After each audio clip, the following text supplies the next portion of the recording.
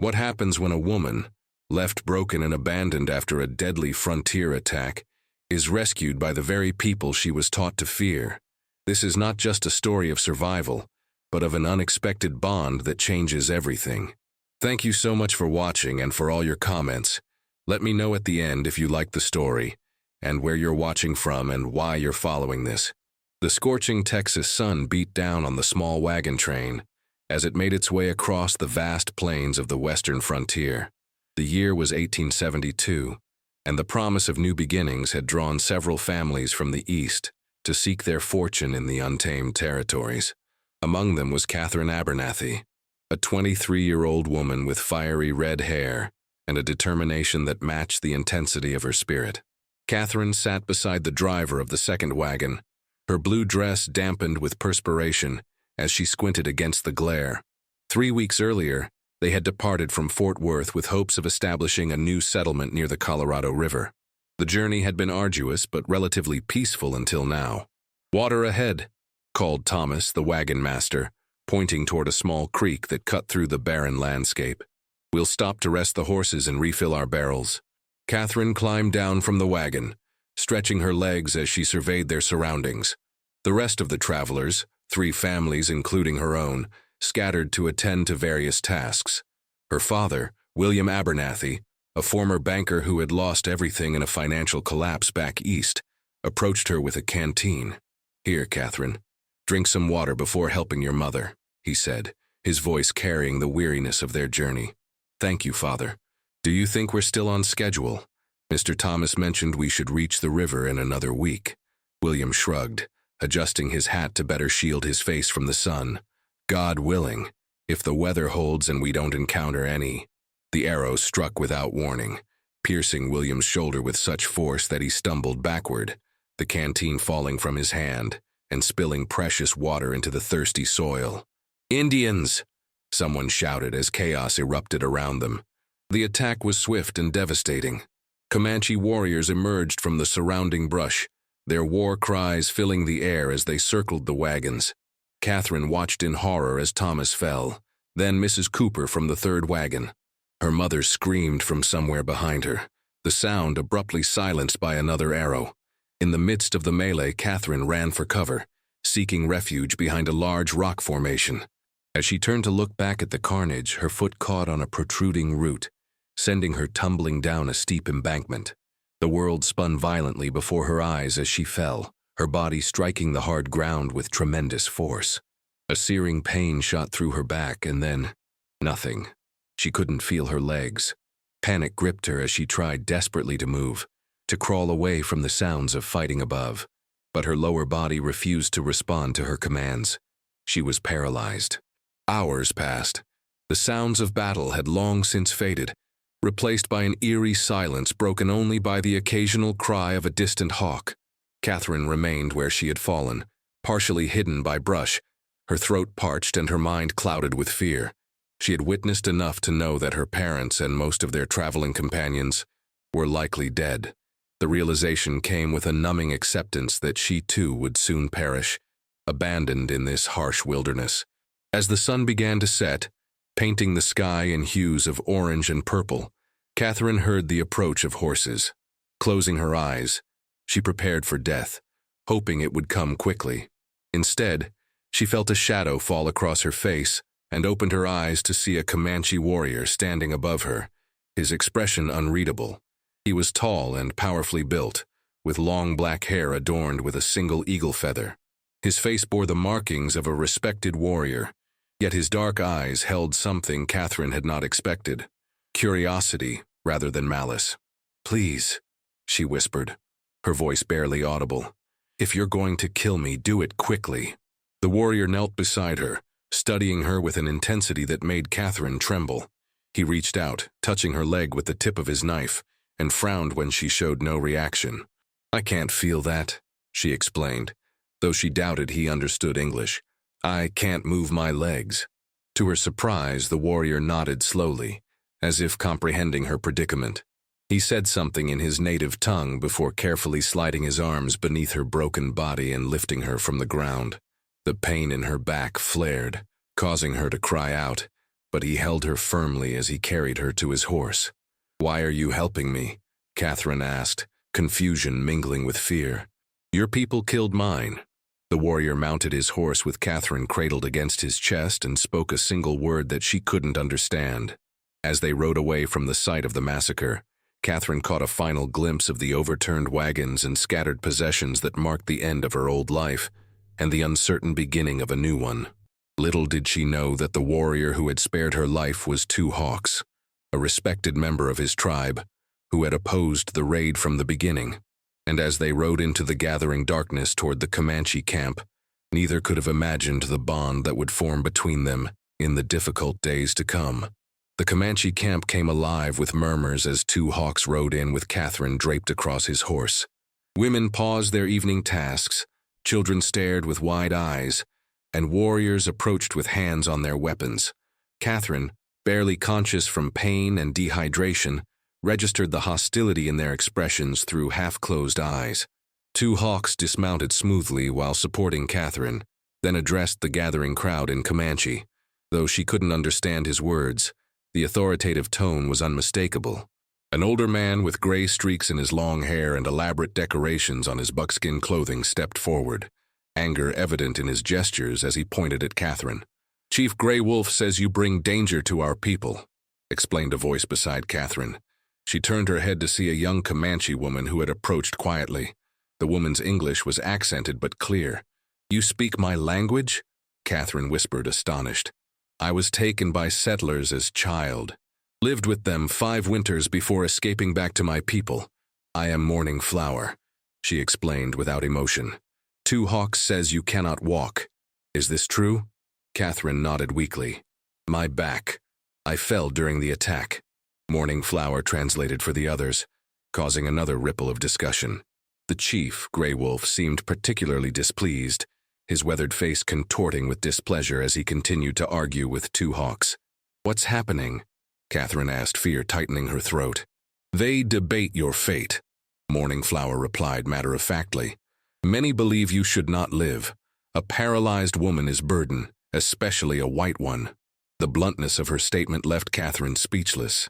Her life hung in the balance of a debate she couldn't understand, among people who had every reason to hate her kind. Tears welled in her eyes, not from fear of death, which now seemed a mercy compared to her broken existence, but from the sheer helplessness of her situation. Two Hawks' voice suddenly rose above the others, his words carrying a passionate intensity that silenced the crowd. He gestured toward Catherine, then placed his hand over his heart and spoke directly to Grey Wolf. The chief listened, his stern expression unchanging, before finally offering a curt nod. "Two Hawks has claimed responsibility for you," Morning Flower explained. "He says the spirits guided him to find you, that there is purpose in your survival. He has convinced Grey Wolf to allow you to stay, but only under his protection and care." "Why would he do that?" Catherine asked, bewildered. Morning Flower studied her curiously. Two Hawks lost his wife and child to smallpox brought by white traders.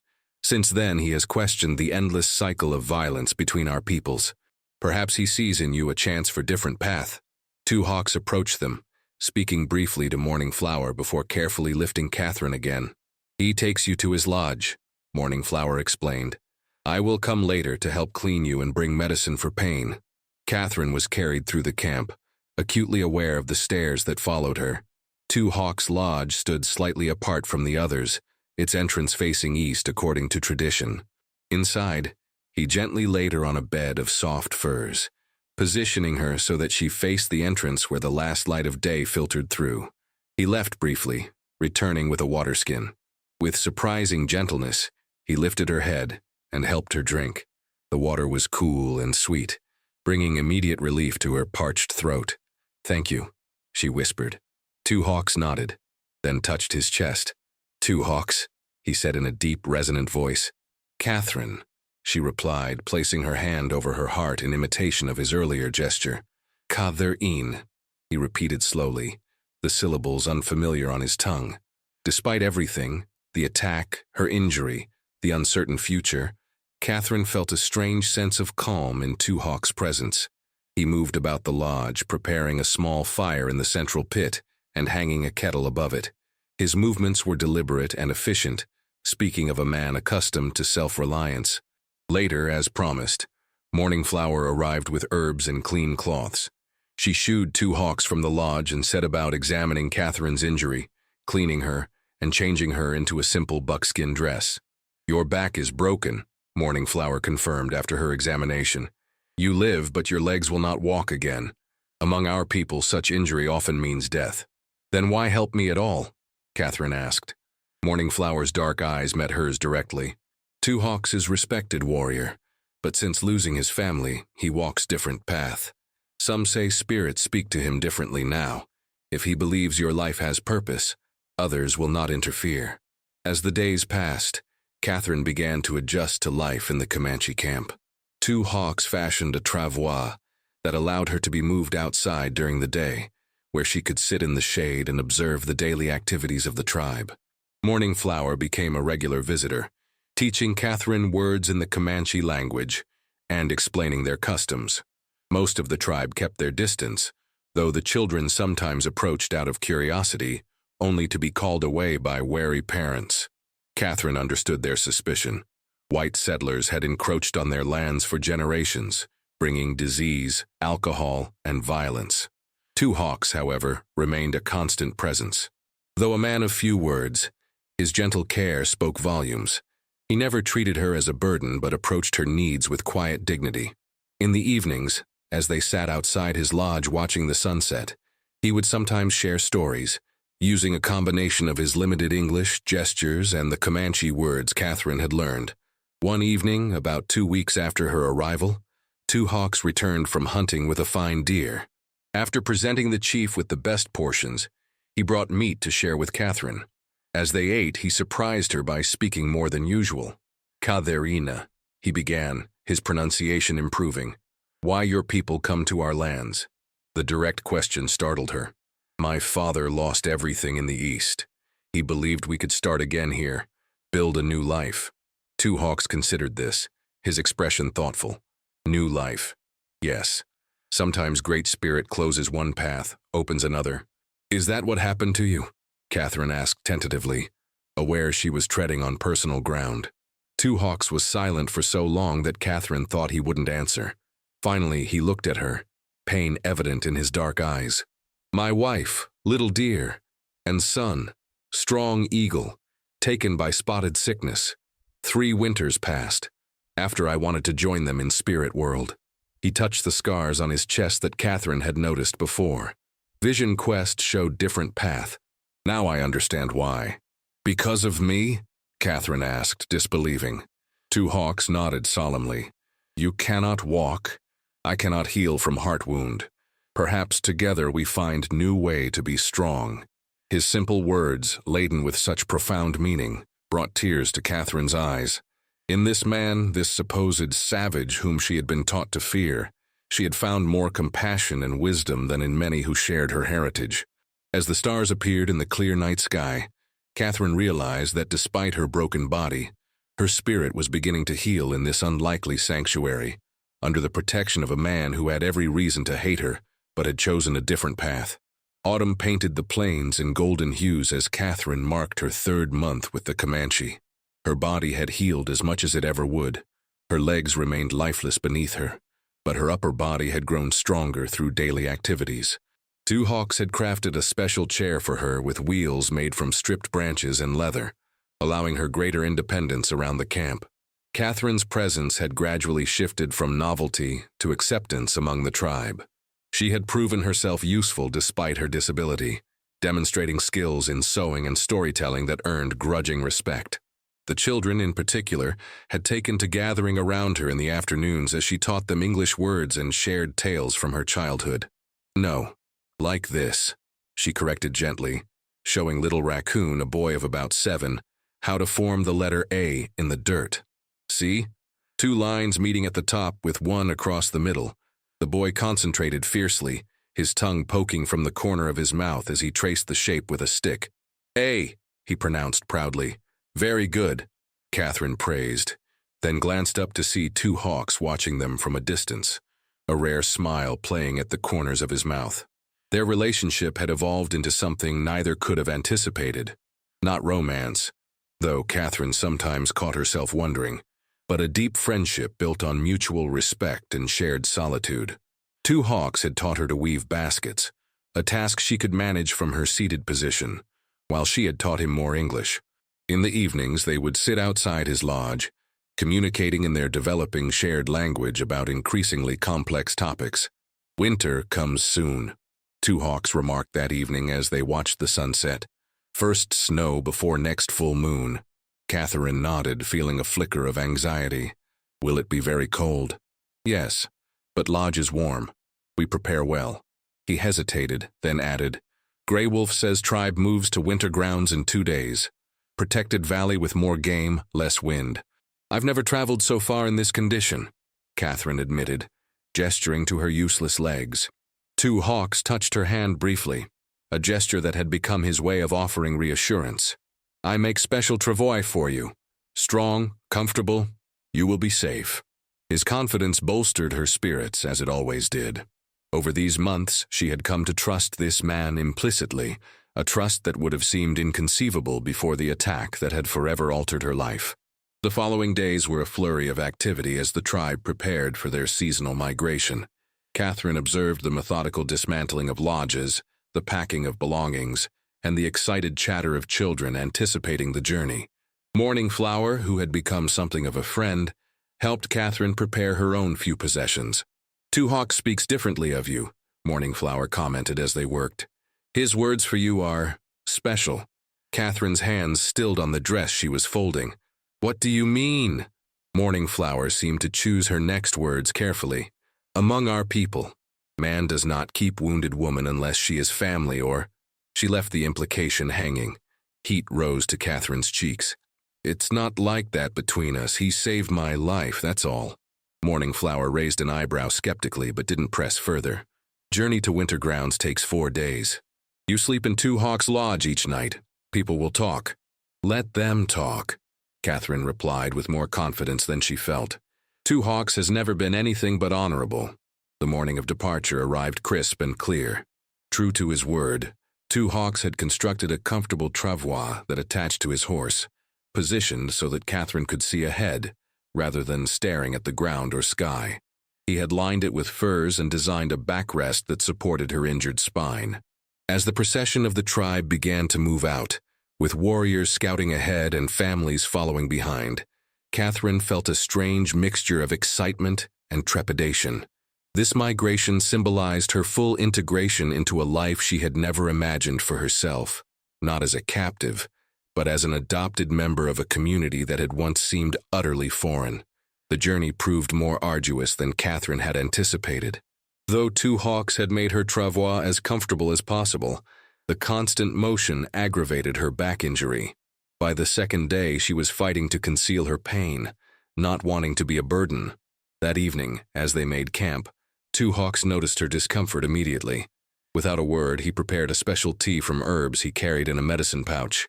"Drink," he instructed, kneeling beside her travois. "Helps with pain." Catherine accepted the bitter brew gratefully. "How did you know?" "Your eyes," he replied simply. "They show what you try to hide." The intimate observation sent an unexpected warmth through her that had nothing to do with the tea. After she drank, Two Hawks surprised her by sitting closer than usual, his voice dropping to ensure privacy. "I have something to ask," he began, uncharacteristic hesitation in his tone. "Among my people, winter is time of storytelling, of binding ties closer. When we reach winter grounds, would you consent to join my lodge not just as friend, but as wife?" The proposal, delivered with such straightforward dignity, left Catherine momentarily speechless. In the silence, Two Hawks continued, his eyes never leaving hers. "I know you cannot bear children. I know your people would not approve, but you have become necessary to me. Like water, like air." He touched his chest. "Here, there was emptiness after little dear died. Now there is not." Tears welled in Catherine's eyes at his honest declaration. Here was a man who saw past her disability, who valued her for herself, a man so different from those of her former world, yet who understood her better than any had before. "What would your people think?" she asked, practical concerns momentarily overriding her emotional response. Grey Wolf, the others. Some will not approve, Two Hawks acknowledged. But I am respected warrior. My choice is my own. Catherine reached for his hand, entwining her fingers with his, an act more intimate than any they had shared before. In my old life, I never thought to marry. After my injury, I assumed no man would want me. You've shown me I was wrong about many things. Is that yes? Two Hawks asked, a rare uncertainty in his expression. Catherine smiled through her tears. Yes, Two Hawks. I would be honored to become your wife. The remainder of the journey took on a dreamlike quality for Catherine. By day, she observed the passing landscape from her travois, noticing details she might have missed before.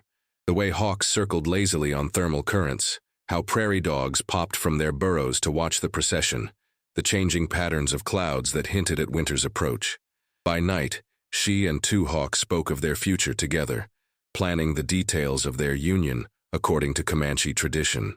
On the fourth day, they arrived at the winter grounds, a sheltered valley nestled between low hills, with a clear stream running through its center and plentiful game in the surrounding forests.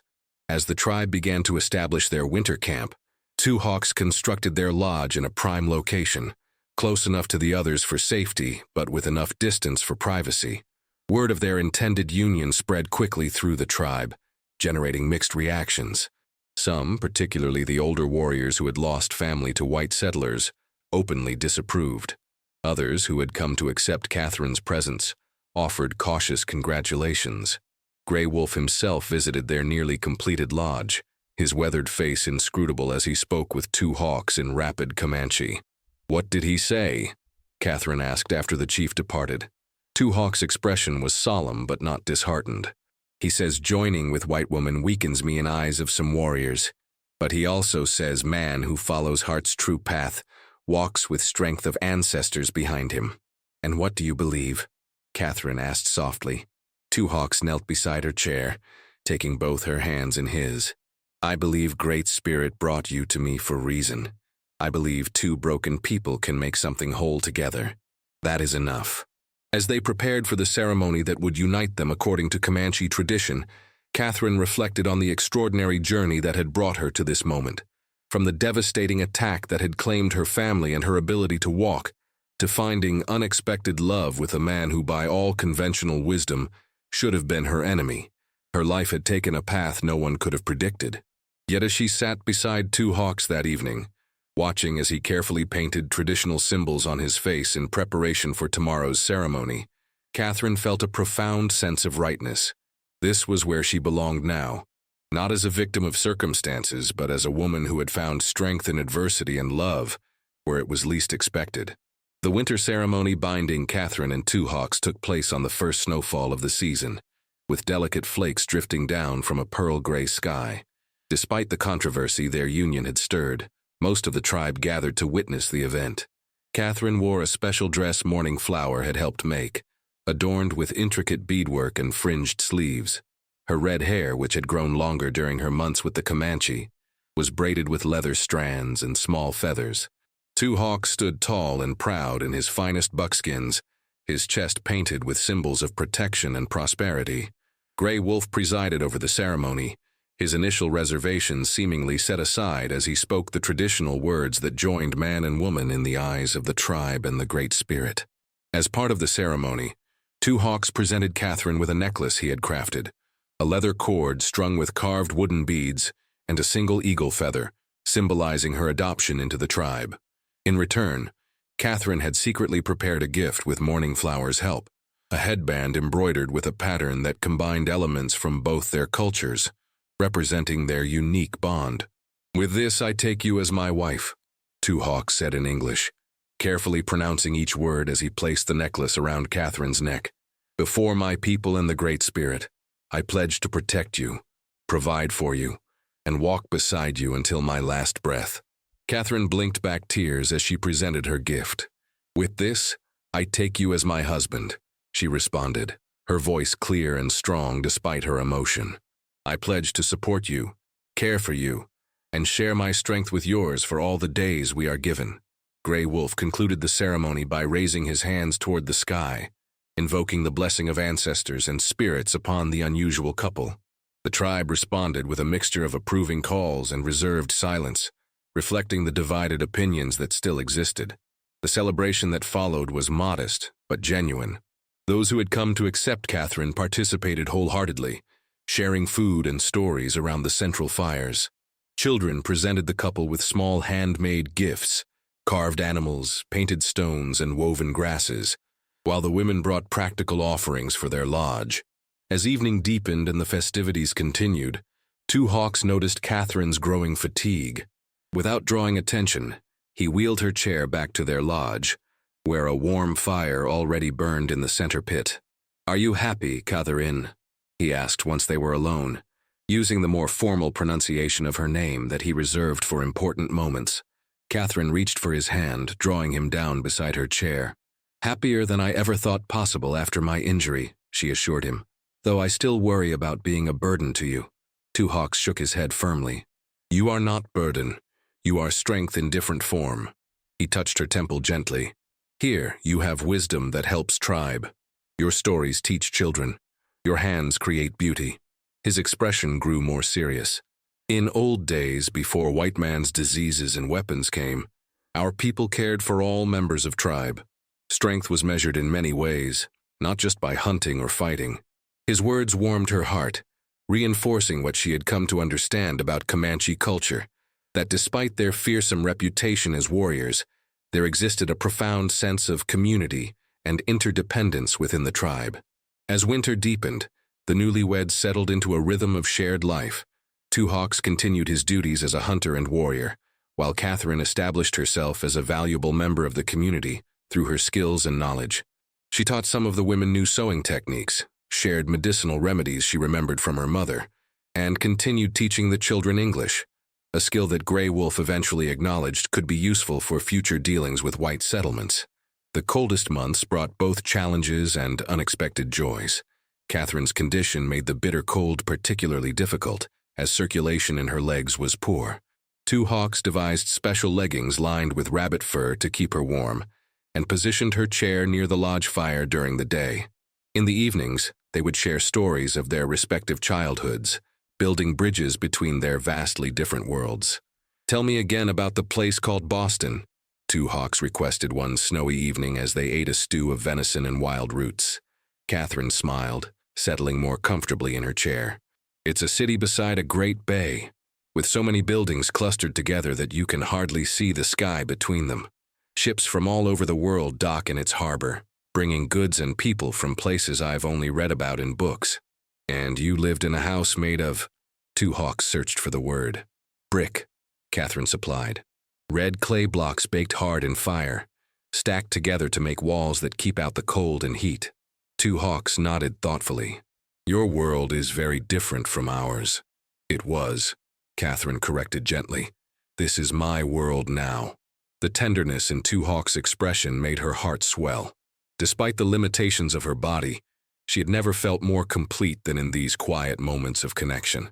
Their peaceful existence was disrupted in early spring, when scouts returned to the winter camp with troubling news. A large group of white settlers was establishing a homestead just a day's ride from the valley, ignoring the boundaries that had been established in previous treaties. Grey Wolf called a council meeting, inviting all warriors to voice their opinions. Two Hawks, as was his right, brought Catherine to listen. Her presence caused some murmuring, but Grey Wolf silenced objections with a raised hand. "The white woman knows their ways," he stated in Comanche, which Morning Flower translated quietly for Catherine. "Her words may hold wisdom we can use." The council deliberated long into the night. Many warriors advocated for immediate attack to drive away the intruders. Others, mindful of previous retaliations, urged caution. Two Hawks listened to all sides before finally rising to speak. "Brothers," he began, his voice carrying the authority earned through years of respected service to the tribe. "I have lived with anger in my heart after losing my family to the white man's disease. I have counted coup against their settlements and taken scalps in battle." He paused, his gaze sweeping the circle of faces illuminated by firelight. "But I have also learned that the path of endless vengeance leads only to more graves, theirs and ours. My wife, once stranger to our ways, now speaks for our children's future. Perhaps there is a middle path between surrender and war. Catherine felt a surge of pride at his words, at the way he had evolved from grief to wisdom without sacrificing his identity or integrity. What middle path do you propose? Grey Wolf asked, his expression guarded but interested. Two Hawks gestured to Catherine. With your permission, Chief, let my wife speak. Grey Wolf considered, then nodded once. All eyes turned to Catherine, skepticism evident in many faces. Drawing a deep breath, she addressed the council in the Comanche language she had diligently learned over the months. Though her pronunciation was imperfect, her meaning was clear. I know the ways of white settlers, she began. They fear what they do not understand, and they covet land without respecting its spirit. But they also respect strength and clear boundaries. She paused, making eye contact with several of the most vocal warriors. If you attack them directly, more will come with soldiers and guns. But if you demonstrate both power and willingness to establish rules for coexistence, there may be a chance for peace. Her suggestion sparked intense debate, with opinions divided on whether negotiation was possible or merely a delaying tactic that would ultimately result in more land loss. Throughout the discussion, Two Hawks remained by Catherine's side, his steady presence lending her courage. Finally, Grey Wolf raised his hand for silence. We will send a delegation to these settlers, he announced. Two Hawks will lead, with 4 warriors of his choosing. The white woman will accompany them to translate, so there can be no misunderstanding of our terms. The journey to the settlers' homestead the following day was tense. Catherine, secured in her travois, felt the weight of responsibility on her shoulders. These negotiations could determine whether blood would be shed or an uneasy peace established. The settlers, 3 families working together to establish a cattle ranch, reacted with predictable alarm when the Comanche delegation appeared on the ridge overlooking their partially built cabins. Men rushed for rifles, while women hurried children indoors. Two Hawks halted his warriors at a respectful distance and raised his hand in the universal gesture of peace. Then, to the settlers' evident shock, Catherine called out in clear English, "We come to talk, not fight. Please send someone to meet with us." After a few minutes of visible consultation among the settlers, an older man with a gray beard stepped forward, rifle held cautiously at his side. "I'm Daniel Woodson," he announced. "Who are you, and what do you want?" Two Hawks nodded to Catherine, who explained her unique situation briefly before conveying the tribe's message. "This land has belonged to the Comanche for generations," she translated as Two Hawks spoke. "The treaty your government signed promised it would remain ours. Your presence here violates that agreement." Woodson frowned. "We have papers from the territorial authority granting us this parcel, legal and proper," Catherine translated for Two Hawks, who listened intently before responding. "He says the territorial authority did not consult the Comanche before giving away what was not theirs to give," Catherine explained. "However, he also recognizes that forcing you to leave entirely might bring soldiers, which would lead to bloodshed on both sides." "What's he proposing then?" Woodson asked, wariness mixing with curiosity. What followed was a negotiation that drew on both Catherine's understanding of legal documents and Two Hawks' knowledge of the land. By sunset, they had drafted an agreement. The settlers could establish their ranch within clearly defined boundaries that respected the Comanche hunting grounds and water access. In return, they would trade fairly for hides and meat, respect tribal territory, and advocate with territorial authorities to honor existing treaties. As they prepared to depart, Woodson approached Catherine's travois with evident fascination. "If you don't mind my asking, ma'am, how did you come to be with them? Were you taken captive?" Catherine exchanged a glance with Two Hawks before answering. "I was injured during a raid after my family's wagon train violated tribal territory. Two Hawks found me paralyzed and could have left me to die. Instead, he brought me into his home, cared for me, and eventually married me." Woodson's eyes widened at this revelation.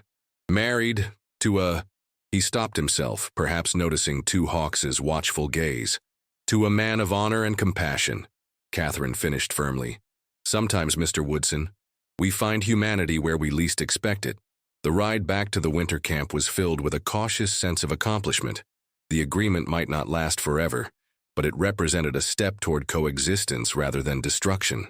As spring blossomed into summer, and the tribe prepared to leave their winter grounds, Catherine reflected on the extraordinary year that had transformed her life. From the tragedy that had claimed her family and her mobility, she had discovered a new family, a new purpose, and a love that transcended cultural boundaries. "What are you thinking?"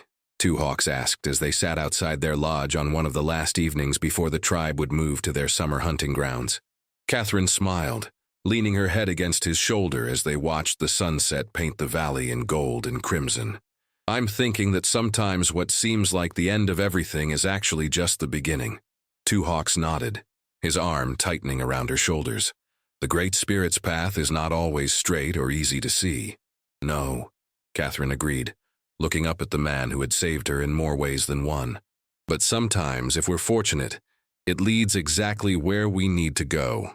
As darkness fell and stars appeared in the vast prairie sky, they remained together, two people from different worlds who had found in each other not just survival, but belonging. Their story would become legend within the tribe, passed down through generations as proof that even in times of greatest conflict, humanity's capacity for compassion could bridge the deepest divides. And Catherine, once abandoned and broken, had found not just a home, but a purpose, becoming a living bridge between two cultures that desperately needed to find common ground.